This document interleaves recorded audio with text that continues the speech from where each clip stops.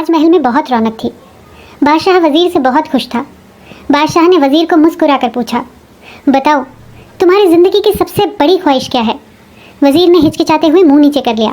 بادشاہ نے پھر کہا، گھبراؤ مت، بس اپنی زندگی کی سب سے بڑی خواہش بتاؤ۔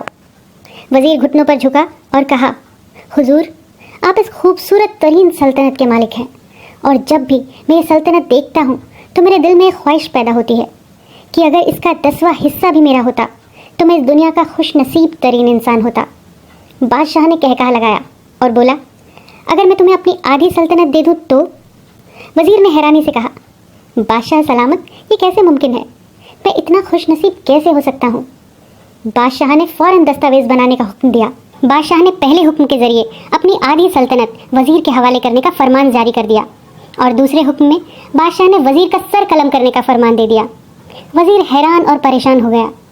بادشاہ نے دستاویز پر مہر لگائی اور وزیر کی آنکھوں میں آنکھیں ڈالتے ہوئے بولا، تمہارے پاس 30 دن ہے، اور ان 30 دنوں میں تمہیں صرف 3 سوالوں کے جواب تلاش کرنے ہیں۔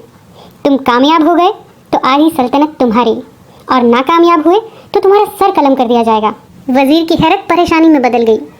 بادشاہ نے کہا، میرا پہلا سوال، انسان کی زندگی کی سب سے بڑی سچائی کیا ہے؟ میرا دوسرا سوال، انسان کی زندگی کا سب سے بڑا دھوکہ کیا ہے؟ اور میرا تیسرا سوال، انسان کی زندگی کی سب سے بڑی کمزوری کیا ہے؟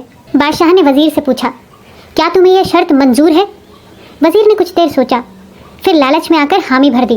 بادشاہ نے نکارے پر چوٹ لگوائی اور با آواز بلند فرمایا، تمہارا وقت شروع ہوتا ہے اب۔ وزیر نے دونوں پروانے اٹھائے اور دروازے سے دوڑ لگا دی۔ اس نے اس شام راجیہ کے سبھی گیانی دھیانی سمجھدار انوبھوی سبھی لوگوں کو جمع کر لیا اور یہ تینوں سوال ان کے سامنے رکھ دیے۔ ساری رات بحث چلتی رہی، پر نتیجہ کچھ نہیں نکلا۔ وہ چرچا کے لیے لوگ بڑھاتا گیا، پر اسے تسلی بھرا جواب کبھی نہ ملا، اور وہ نراش ہو کر راجیہ سے باہر چلا گیا۔ وہ جگہ جگہ یہ 3 سوال لے کر بھٹکتا رہا، پر اسے تسلی بھرا جواب کہیں نہ ملا۔ وہ مارا مارا پھرتا رہا، شہر گاؤں گلیوں کی خاک چھانتا رہا۔ شاہی لباس بھی پھٹ گیا، پگڑی ڈھیلی ہو کر گردن میں لٹک گئی، جوتے پھٹ گئے، پاؤں میں چھالے پڑ گئے، اور وہ آخری دن بھی آ گیا۔ اگلے دن اسے دربار میں پیش ہونا تھا۔ وزیر کو یقین تھا کہ کل اس کی گردن قلم کر دی جائے گی۔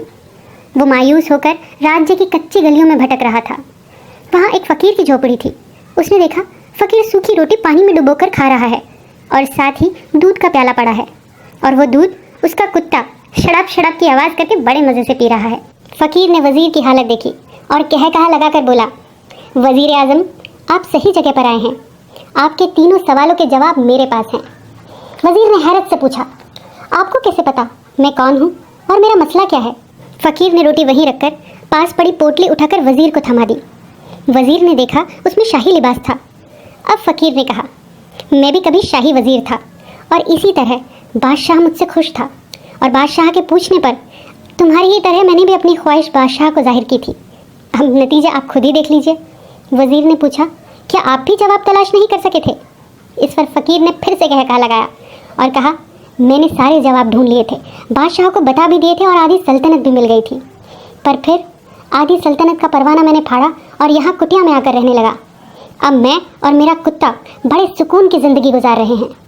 وزیر کی حیرت بڑھ گئی، پر ابھی یہ پوچھنے کا اس کے پاس وقت نہیں تھا۔ پھر اس نے فریاد کرتے ہوئے فقیر سے سوالوں کے جواب مانگے۔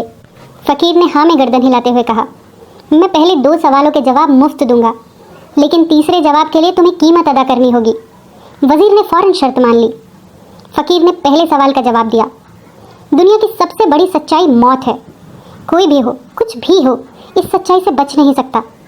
تمہارا دوسرا جواب، انسان کی زندگی کا سب سے بڑا دھوکہ زندگی ہے۔ ہم میں سے ہر شخص زندگی کو دھوکہ نہ سمجھ کر اس کے دھوکے میں آ جاتا ہے۔ فقیر کے دونوں جواب تسلی سے بھرے تھے۔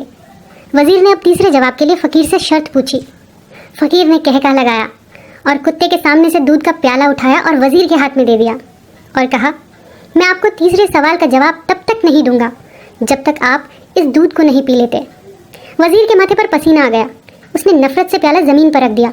وہ کسی قیمت پر بھی کتے کا جھوٹا دودھ نہیں پینا چاہتا تھا۔ فقیر نے اب کہا، تمہارے پاس اب صرف 2 راستے ہیں، تم انکار کر دو اور شاہی جلاد تمہارا سر اتار دے گا، کیا تم یہ آدھا پاؤ دودھ پی لو جسے تمہاری جان بھی بچ جائے اور تم آدھی سلطنت کے مالک بھی بن جاؤ۔ فیصلہ اب تمہارے ہاتھ میں ہے۔ وزیر کشمکش میں پھنس گیا۔ ایک طرف موت تھی اور دوسری طرف زندگی اور آدھی سلطنت تھی، پر کتے کا جھوٹا دودھ بھی تھا۔ وہ سوچتا رہا اور آخر میں آتم سمان ہار گیا۔ اس نے کتے کا جھوٹا دودھ اٹھایا اور ایک ہی سانس میں پی گیا۔ فقیر نے زور سے کہا لگایا اور بولا، میرے بچے، تیرا تیسرا جواب۔ انسان کی سب سے بڑی کمزوری اس کی غرض ہوتی ہے، یہ اسے کتے کا جھوٹا دودھ پینے پر بھی مجبور کر دیتی ہے۔ اور یہ وہ سچ ہے جس نے مجھے آدھی سلطنت کا پروانہ پھاڑ کر اس کٹیا میں بیٹھنے پر مجبور کر دیا تھا۔ میں جان گیا تھا کہ میں جو زندگی کے دھوکے میں آؤں گا، میں موت کی سچائی کو جھٹلاتا جاؤں گا، اور میں موت کو جتنا جھٹلاؤں گا میں اتنا ہی غرض کے دلدل میں دھستا چلا جاؤں گا، اور مجھے ہر روز اس غرض کی دلدل میں سانس لینے کے لیے اسی طرح غرض کا غلیظ دودھ پینا پڑے گا۔ فقیر نے وزیر سے کہا، بس میرا یہی مشورہ ہے تمہیں کہ زندگی کے ان تینوں حقیقتوں کو تم جان لو، تمہاری زندگی اچھی گزرے گی۔ وزیر اب زندگی کی ان سچائیوں کو سمجھ چکا تھا۔ وہ جو محل کی طرف بڑھ رہا تھا، اس کی شرمندگی اور ذلت میں اضافہ ہو رہا تھا۔ وہ انہی احساسوں کے ساتھ محل میں پہنچا۔ اس کے سینے میں ایک ٹیس سی اٹھی۔ وہ گھوڑے سے گرا، اس نے لمبی ہچکی لی اور اس کی روح اس کے شریر سے وہیں الگ ہو گئی۔ دوستو، کسی دن ہمیں تسلی سے بیٹھ کر زندگی کے ان بنیادی سوالوں پر ضرور غور کرنا چاہیے۔ ہمیں یہ سوچنا چاہیے کہ ہم لوگ کہیں زندگی کے دھوکے میں آ کر غرض کے پیچھے تو نہیں بھاگ رہے، ہم کہیں اس کہانی کے وزیر تو نہیں بنتے جا رہے۔ جس دن ہمیں ان سوالوں کے جواب مل جائیں گے، اس دن ہم جینا سیکھ جائیں گے۔ دوستو، اگر آپ کو یہ ویڈیو پسند آئی ہو تو اسے لائک اور شیئر ضرور کریں، اور کمنٹ سیکشن میں پلیز اپنے سجھاؤ ضرور لکھیں۔ اور اگر آپ اس چینل پر نئے ہیں تو اسے سبسکرائب ضرور کریں اور بیل آئیکن کو دبائیں، جس سے میری آنے والی اگلی ویڈیو کا نوٹیفیکیشن آپ تک سب سے پہلے پہنچ جائے۔ پھر ملیں گے۔ Thanks for watching. Bye bye.